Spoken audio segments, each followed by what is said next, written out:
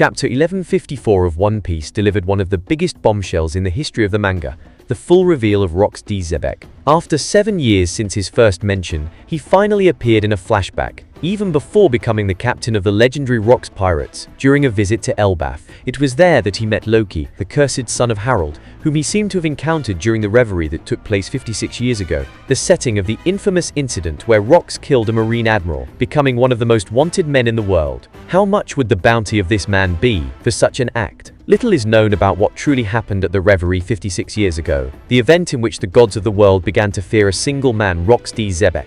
At the height of brutality and chaos, this was the moment the world silently began to change behind the scenes, long before Goldie Roger or the rise of the emperors. According to records, a Marine Admiral was brutally murdered during this historic meeting at the hands of that very man, an audacious act that shook the very structure of the world government. But what if that victim wasn't just another name erased from history? What if the admiral killed by Rox was the father of the current Fleet Admiral, Akainu? That would explain a lot. Akainu's burning hatred for pirates would not just be a matter of duty, but something deeply personal rooted in an irreparable loss, a childhood trauma that shaped his sense of absolute justice. In recent arcs, Oda has been delving deeper into each of the admirals, and as if that weren't enough, Akainu's lineage is slowly taking shape in the present timeline. The young Marine Hibari has already been speculated to be his probable daughter, suggesting that Oda does indeed want to explore the legacy of the Sakazuki family. In this video, we're going to connect the dots between Rox, the Reverie from 56 years ago, Akainu's lineage, and his motivations to understand how a massacre from the past may have sparked this ongoing cycle of hatred and triggered the rise of absolute justice. And as a bonus, we'll speculate on the possible bounty value of Rox D. Zebec.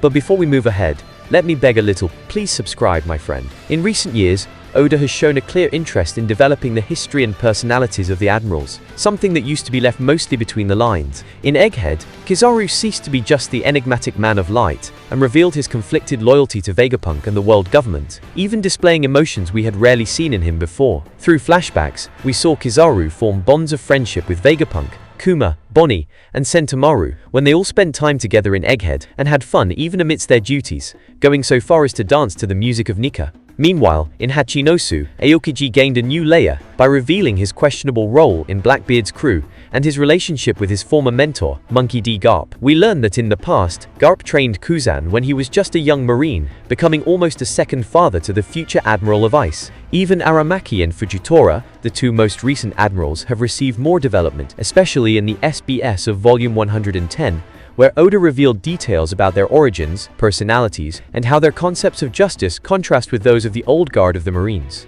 Before becoming Marine Admirals, both Fujitora and Aramaki had intense and troubled pasts. Aramaki, originally from the South Blue, worked as a police officer in the Kingdom of Taya, until he got involved in a major incident involving a woman, which ultimately led to his imprisonment. Even while incarcerated, Aramaki's extraordinary strength caught the attention of the world government, which recruited him directly through the world military draft system, granting him a special promotion to the rank of admiral. As for Fujitora, born in the West Blue, he lost everything at a gambling house on Twin Snake Island and was working as a bodyguard in a location that the world government later bought for a large sum. Before that, he had served as the head of military defense in the Kingdom of Adi, an extinct country from the Grand Line that was destroyed by war. As a consequence of that conflict, Fujitora became a significant war criminal, something the world government remains unaware of to this day. All of this shows how Oda has been carving out space to explore the past and motivations of each Marine Admiral. And coincidentally, or perhaps not the only one left to be explored, is Fleet Admiral Akainu, one of the most important and polarizing characters in the series. Considering the amount of focus the other admirals have received, it's only natural to expect that Akainu's past will also come to light, especially surrounding his extreme motivation against pirates. The way Oda has been crafting these parallel narratives strongly hints that something deeply personal lies at the heart of Akainu's rigid sense of absolute justice. And perhaps the mysterious incident during the Reverie 56 years ago is the missing piece we need to fully understand what shaped his worldview. But before we talk about the generation before Akainu, we need to address the generation after him. The young Marine Hibari appears to be Akainu's daughter. This is a long-standing theory that's quite well supported, and the reasons for it are compelling. Hibari, a member of SWORD, has sparked considerable debate among fans since her introduction, one of the main reasons being the growing suspicion that she may be Sakazuki's daughter. Among the most discussed clues is the fact that Hibari speaks with the exact same Hiroshima dialect as Akainu, a very specific and rare trait among characters in the series. In fact, they are the only two characters in the entire story who share this particular accent. Coincidence? I don't think so. Additionally, her close if not overly intimate relationship with Kobe, someone who holds a vision of justice completely opposite to Akainu's, could symbolically represent the clash of generations and ideologies within the Marines. This contrast would carry even more weight if she truly were the direct descendant of the Fleet Admiral. Another detail that stands out is the special care Oda gives Hibari during key moments in the story, something not commonly afforded to supporting characters without future relevance. If Hibari really is Akainu's daughter, this could open the door for the manga to explore the contradictions between a father who champions relentless justice and a daughter with a more liberal mindset. This dynamic could serve as a narrative bridge to develop Akainu's past, his family origins, and perhaps even the emotional scars that shaped him into the hardest man in the Marines. What many may not know is that Akainu, despite being tough, can also burn hot, both literally and metaphorically. Up until now, we know very little about his past. In fact, the only visual reference we have is an image drawn by Oda showing him as a child. In it, we see a young Akainu wearing a grim expression, holding a knife in one hand, his clothes stained with blood, and a cap that reads justice. So no matter how much of a thug that angry little kid might have looked like, it's very likely that even at that age, he already held the same sense of absolute justice he upholds today. And perhaps the reason for that goes all the way back to his earliest memories, to the moment he learned why his father was killed. Akainu has had this insatiable thirst for justice since he was a child, because when he was born, his father had already been murdered by a pirate, and due to a great injustice. In fact, when we stop to think about it, the most common theory that came to mind regarding the origin of Akainu's strict sense of justice was always that his parents, or at least one of them, had been killed by pirates. But what we never expected was that it might have been at the hands of a pirate, as important as Rox D. Zebec. And don't be mistaken, just because Rox wasn't a wanted pirate at the time, and that might seem to contradict Akainu's hatred for pirates, Rox was still someone who strayed from the right path and eventually became a pirate. So in the eyes of a child like Akainu, that's all that really matters in the end. With that in mind, the idea that Oda will definitely explore Akainu's past becomes even more convincing, not just because he's one of the main antagonists in the series, which is reason enough, but also because Oda has been doing the same with all the other admirals. So now, let's talk about the incident that occurred during the Reverie 56 years ago. We discovered that Rox participated in that Reverie. That alone is a detail that deserves our full attention. If Rox took part in the Reverie in an official capacity, that suggests he was a legitimate king before assassinating the admiral in question and becoming a wanted pirate. As I mentioned in the previous video, this is an interesting detail, especially considering that Blackbeard, who has been confirmed to be Rox's son, seems to be following in his father's footsteps, but in the opposite direction. Both of them share the same goal, to conquer the entire world for themselves, in other words, to become the king of the world. But while Rox appears to have been a king before becoming a wanted pirate, Blackbeard started out as a wanted pirate and is now aiming for the title of king. We know that Blackbeard wants to have Hachinosu, his main base, officially recognized as a legitimate kingdom by the world government. And if that happens, perhaps in exchange for the life of the hero, Monkey D. Garp, who remains alive and is being held in captivity, Blackbeard could gain official access to the Holy Land of Mary Joaz, bringing him one step closer to the empty throne and the title of King of the World. So, why the hell would Zebec, who already was a king, at least in theory, throw it all away, assassinate a Marine Admiral, and become a wanted pirate? Why would he do that, especially when he already had what his son now desperately seeks access to the Holy Land? Perhaps the answer is this. Rox didn't have the military power that Blackbeard possesses today. Blackbeard has built a true empire in his name before aiming to take the empty throne.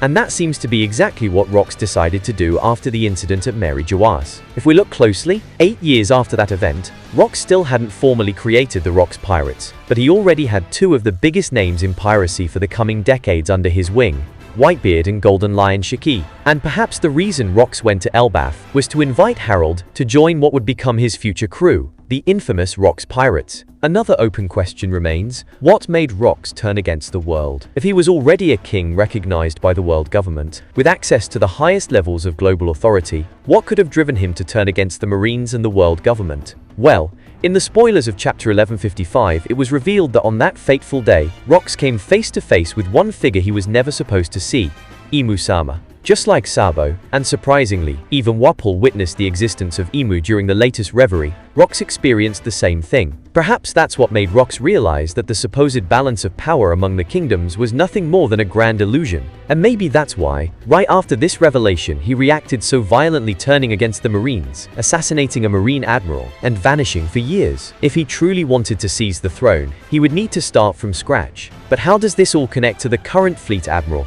Akainu? We know that this incident happened 56 years ago, and Akainu was born exactly 55 years ago. In other words, Akainu was born just 1 year after the incident. So the timeline doesn't line up perfectly. It's different, for example, from the God Valley incident, where it's already confirmed that Shanks was 1 year old at the time. In Akainu's case, he would still be about a year away from being born. However, as I mentioned in the previous video, this doesn't necessarily disprove the theory. That's because, at the time of the incident, the admiral in question's wife could have just become pregnant, meaning nearly a year would pass before the child was born, fitting neatly into the story's timeline without any contradiction. Another point that raised some eyebrows was the mention of Kong the Fleet Admiral during Roger's era, roughly 25 years ago, who today holds the position of Commander-in-Chief of the world government. And according to my favorite Red Cannon theory, Kong possesses the mythical Zoan fruit of the Ozaru, Great Ape, and perhaps he was one of the admirals in the line of defense at Mary Jawas during the incident 56 years ago. Kong even appears in the God Valley flashback 38 years ago, giving direct orders to Garp from Marineford. So it's possible that he was already Fleet Admiral at that time. But since we're talking about an event that happened 56 years ago, it's hard to say for certain whether Kong already held that position back then. If he was already an admiral, the situation would look pretty bad for the Marines, losing one admiral in battle while another, potentially capable of stopping it, stood by. On the other hand, if the admiral who died was the only one of his era, then the situation doesn't reflect as poorly on the Marines. In that case, Kong might have been promoted to admiral only after the fall of his predecessor. It's worth remembering that the age of pirates and the empire formed by the emperors only emerged in the past few decades. So it's entirely possible that the Marines didn't have a full roster of 3 admirals back then. Maybe they had just 2, or even only 1. After all, during Roger's era, there was only Sengoku holding the admiral rank, and although Garp had the strength of an admiral, he officially held the title of vice admiral. In any case, Kong is the oldest known admiral in the story, so he may very well have had some involvement in the events of that time, even if only indirectly. Another admiral that some people brought up was Zephyr, the villain from the 12th One Piece movie, and in my opinion, the best One Piece movie of them all. Some fans theorized that this might be the perfect opportunity to canonize the character in the series, since he has never been mentioned in the manga. But personally, I think that has very little chance of happening. The character's timeline has already been very well established by Oda, so he would have to completely rewrite Zephyr's backstory to make it fit with the events of 56 years ago. That makes it highly unlikely. It's far more probable that Oda will choose to introduce a brand new character, perhaps a direct relative of Fleet Admiral Akainu. Another detail I almost forgot to mention is how Oda Wara has been increasingly highlighting bloodlines and how they're directly tied to inherited wills. The most recent and significant example of this is none other than Rox, who was confirmed to be Blackbeard's father. Both are blood relatives and share the exact same goal, so perhaps the same logic could apply to Akainu, having inherited the will of his father, who may have been a former admiral in the Marines. Now, let's move on to the bonus I promised you. How much would Rox D Zebec's bounty be? After all, assassinating a Marine admiral with his own hands is a unique feat in the entire series. The closest anyone else came to that was Akainu himself, who defeated Admiral Aokiji in a one-on-one fight, and could have killed him if he had wanted to. So considering that Rox killed an admiral, was the captain of the most powerful pirate crew of his era, and was the most dangerous enemy Roger ever faced in his life, I wouldn't be surprised if this man surpassed every bounty we've seen so far. That would mean a bounty even higher than Roger's and Whitebeard's, breaking the 6 billion berries mark. One argument that supports this idea is Oda's well-known love for wordplay when creating the major bounties in One Piece. The numbers often reference the names of the characters themselves. In this case, the name Rox, or Roxu in Japanese, includes Roku, which is one of the Japanese words for the number 6. That could point to a bounty in the 6 billion range. However, while researching for this video, I came across a statement from Branyu, who said that in the history of piracy, there has never been a bounty higher than those of Roger and Whitebeard. So if Oda chooses to stay true to that statement, it means that Rox D Zebec unfortunately won't have a bounty of 6 billion berries. Most likely, his bounty would sit somewhere in the 5 billion range. He could even surpass Whitebeard's 5.046 billion, since he was Whitebeard's captain, but still fall just short of Roger's 5.564 billion, who ultimately became the Pirate King. But according to Brand New, Roger and Whitebeard hold the record for the highest bounties in pirate history. But anyway, what do you guys think Rox D Zebec's bounty actually was? And what are your thoughts on the theory that the admiral killed by him might have been a direct relative of Akainu? Drop your feedback down in the comments. Your input is always super important. And don't forget once again to leave a like and make sure you're subscribed to the channel.